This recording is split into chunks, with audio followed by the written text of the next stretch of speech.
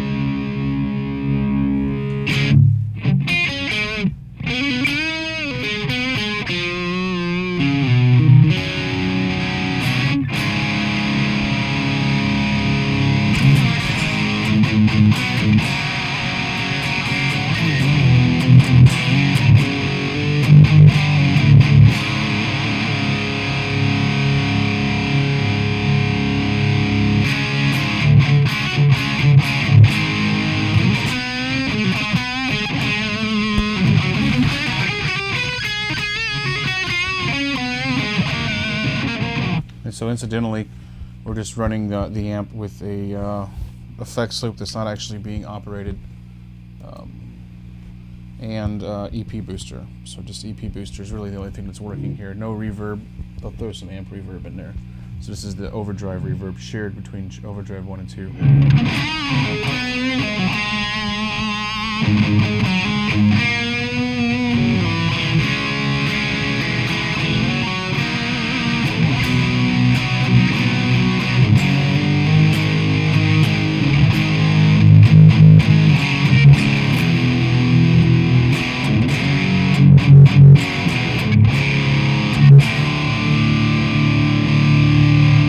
Yeah, just EP booster, a little bit of reverb. That's pretty much it.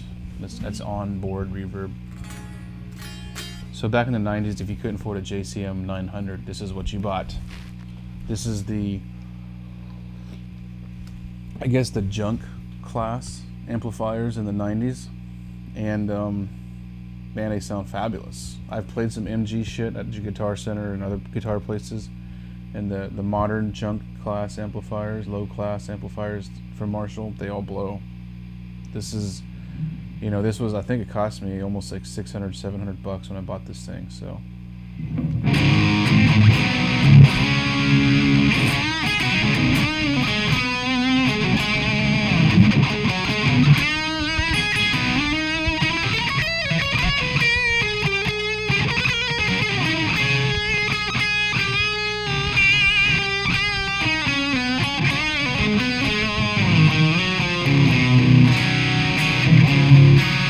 And it's a shame because I can't like rip it, man. I can't like crank both channels the way in which I normally would, because I'm afraid that it's going to clip the microphone input into this camera, and so I have no idea what this will sound like on the other side when I actually upload it to YouTube or render the video, but hopefully it doesn't suck ass. So, you know, there's the Marshall VS-100.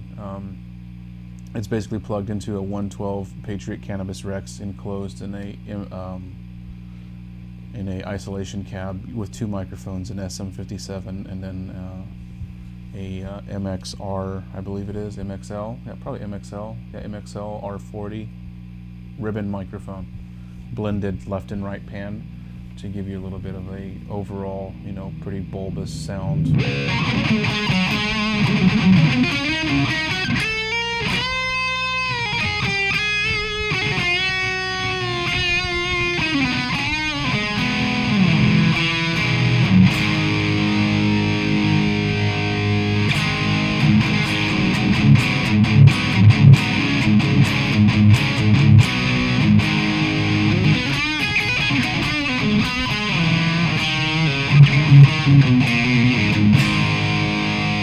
So yeah, in the 90s, if you couldn't afford a JCM 900, this is what you bought. You bought a VS-100, 100 watts solid AB configuration with one tube in there for gain, stage, output, and everything else. Rectification is all solid state. So, you know, for what it is, a sub fucking $2,000 amplifier. You know, sub 1,000 is really the category. So this is the $1,000 amp, I guess you could say, and then the JCM 900 was a $2,000 amp. It was good, and a lot of people played a lot of metal with it. You didn't need much to boost it because it had everything on board that it needed. Plus, it was solid state. So back then in the Pantera days, you know, a lot of people were rocking solid state, high gain amplification, much like they are now. Well, there's also like a faction of tube high gain amplification, right? But back then, this is what it was. This is what got you there. And you know, I'm using the actual gain channels on the amp, and so, you know, replaced electroharmonix tube in there, right? 12AX7 gold pin edition, really nice tube. Have no idea what the bias is or any of that stuff. I just threw it in there, and it sounded a million times better because the original tube was like 20 years old. So that tube that's in there now has only been in there for like a year, whereas the other tube had been there for literally like 23 years. So here we are. So that was gain channel 2. Let's go to gain channel 1. And this one's a little bit more mellow, and I like this channel for like AC/DC. Definitely put like an AC. So this is where pedals need to come in. Start using pedals on this channel to get the sound you need, right?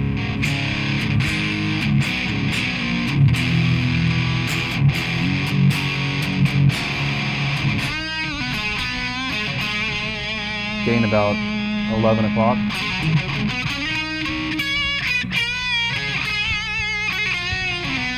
Didn't change the EQ, power dimension is on.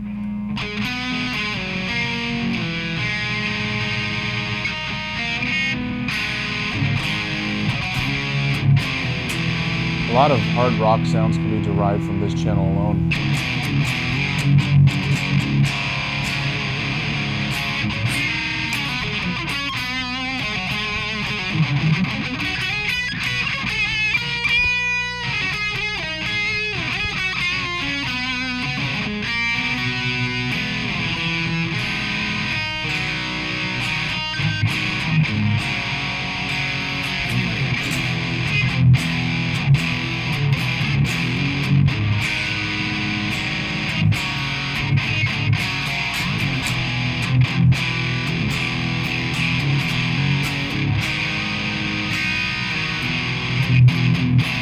Sometimes, you know, I get the feeling like the mid structure, the mid stacking in here is a lot different, and so I'll show you that with an A/B comparison of 1 to 2.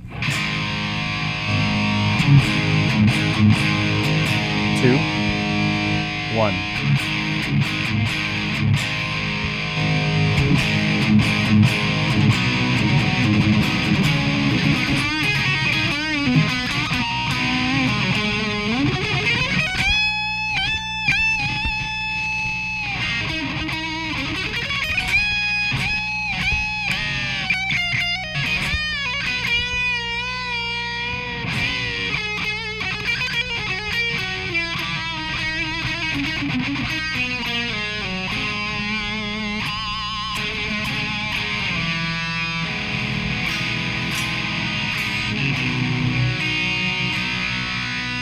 I get the impression that the channel Overdrive 1 has a very natural sound to it, like a very normal sound, whereas Overdrive 2 sounds like highly infused with all kinds of harmonic frequencies that are not necessarily there in a normal tube amp. So definitely some solid stating going on in Overdrive 2, whereas Overdrive 1 appears to me possibly to be just the tube without all the solid state in it.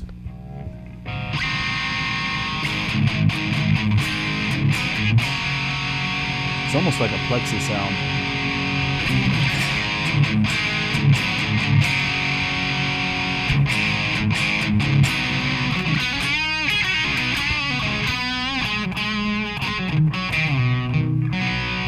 So that's with the EP booster off.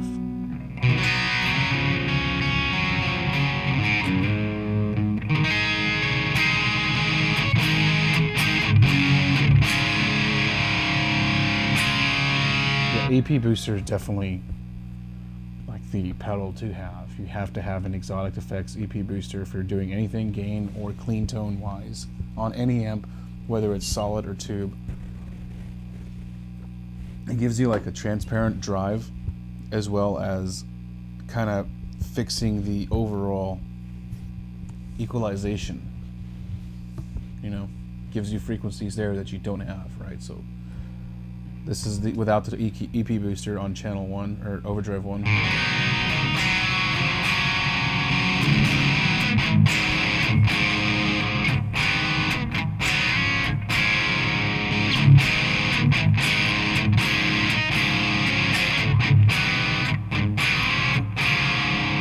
I got a soul food incidentally right next to it. Let's see what the soul food does. I haven't really messed with it much.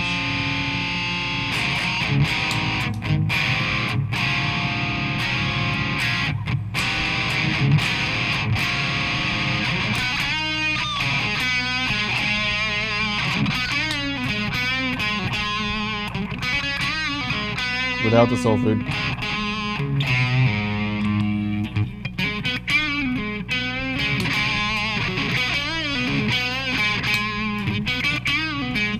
EP booster.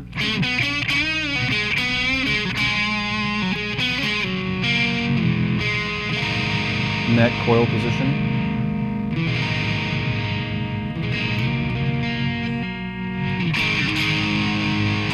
Bridge. Put them both in.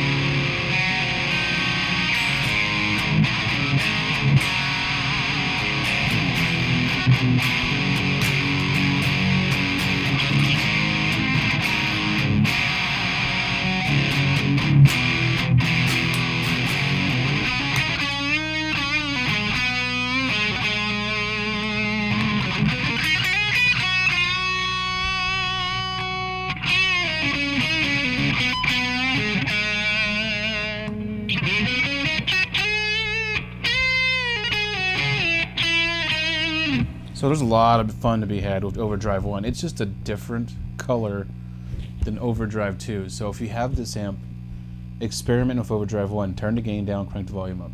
Plexi style, right? That's how those old amps were run, the tube amps. That's what leads me to believe that Overdrive 1 is a tube channel, whereas maybe all tube channel, whereas Overdrive 2 is a tube solid state channel, like a hybrid. Right? It has to be. Neck and channel 2 with the EP booster on. Single coil, that is. EP booster off.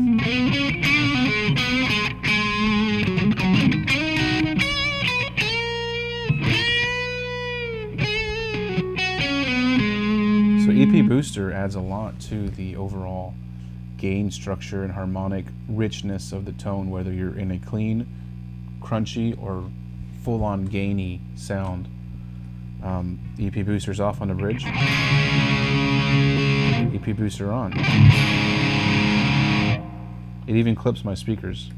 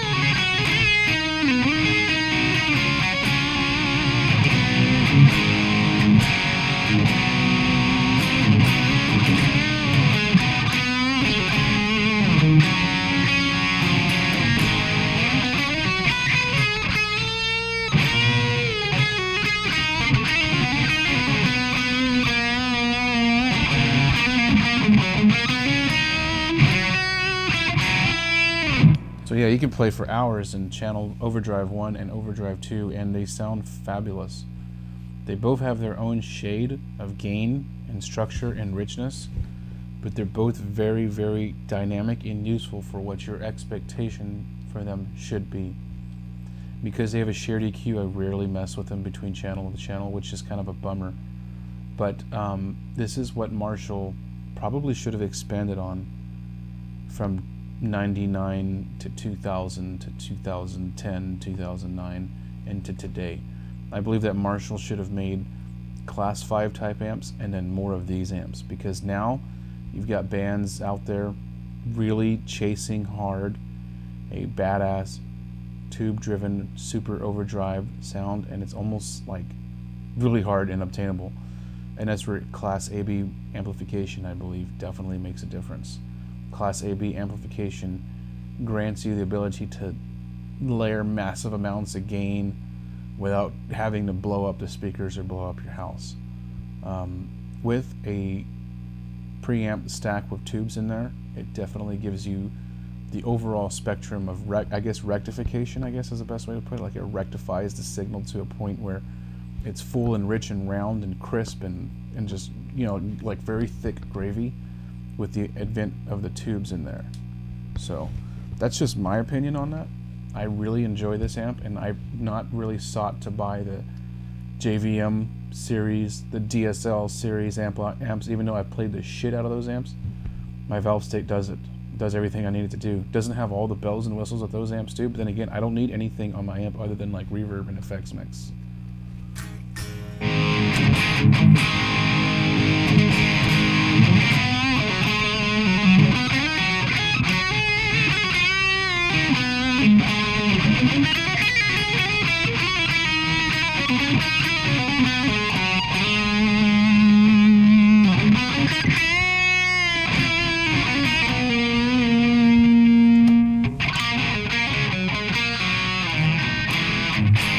So back to channel overdrive 1, cranked the gain a little bit.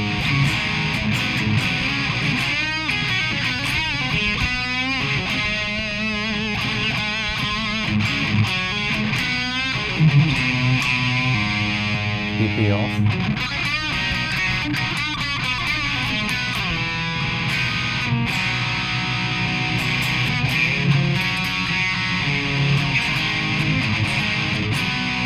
It's interesting because on my tube amps, I'm not able to get the overdrive tube 2-channel sound at all. Okay, that in terms of all 4 of these amps right here, right? We got a fucking Blues Deluxe, we got a Marshall VS-100, we got a Class 5, and then a 68 Fender. I can't get the overdrive 2 sound out of any of these amps organically or through the use of pedals. So, you know, if I want to go there, it has to be this amp, right? And so I'm sure that the JVMs and the DSLs can do that, and in fact I might pick up a DSL just to see what it can do. But as far as what I have, these 4 amps right here, these 4 shades, these 4 brushes to paint with, this is the only one that can do it. Now, to its credit, the 68 reverb and the Class 5 can get into overdrive 1 territory with the use of pedals. And their clean tones make up for it, phenomenal. Crunch tones, phenomenal. But in terms of like actually just shredding and ripping and just blowing speakers up, it's overdrive 2 on the VS-100. So.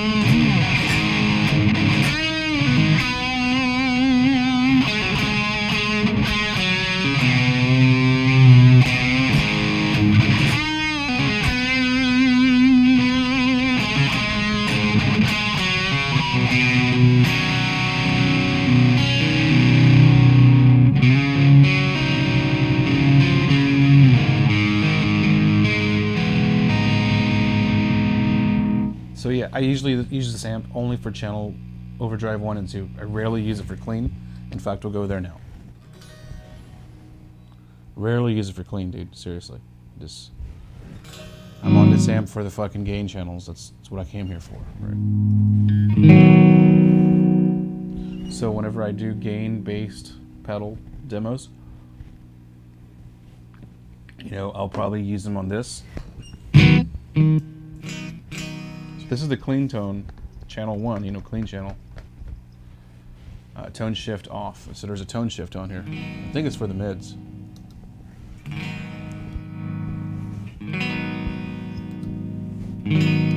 Off.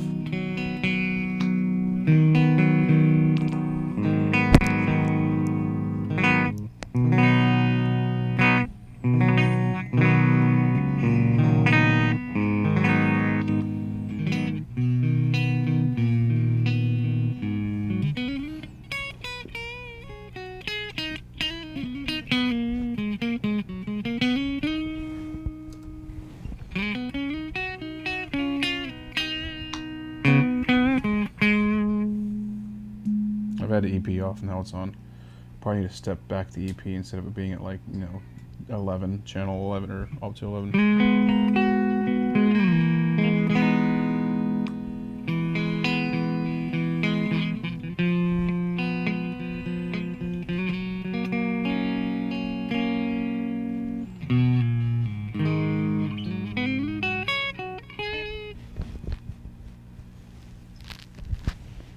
Cat is in here rubbing on my feet and just like getting all kinds of static electricity on the cables. So such a bad cat.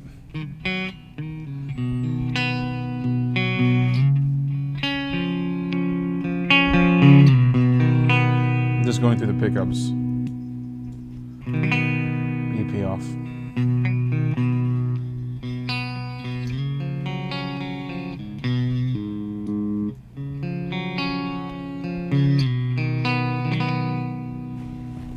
Tone shift off. You're not crazy. It's got a great clean channel, and for years growing up, we only used clean channel and used distortion pedals in front of it in order to get, you know, variance very easily between clean and drive pedal channels. So that's how we did it back in the day. But nowadays, I use overdrive 1 and 2, and I'm like an EP booster in front. We'll throw a golden plexi in front of the clean channel and see what happens. Woo! It's probably too much. Let's crank it down.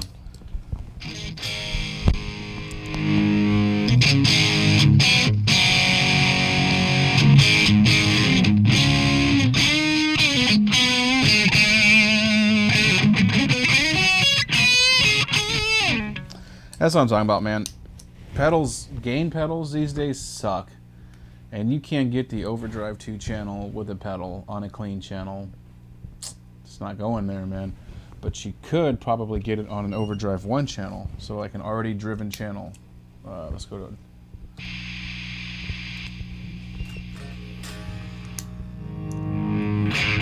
just a channel, overdrive 1. Here's the plexi.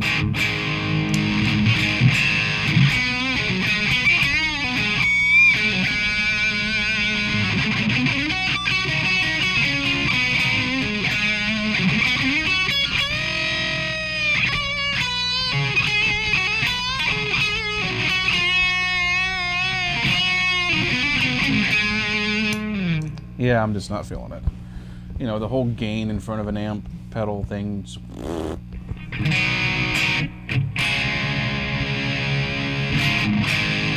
fucking amps.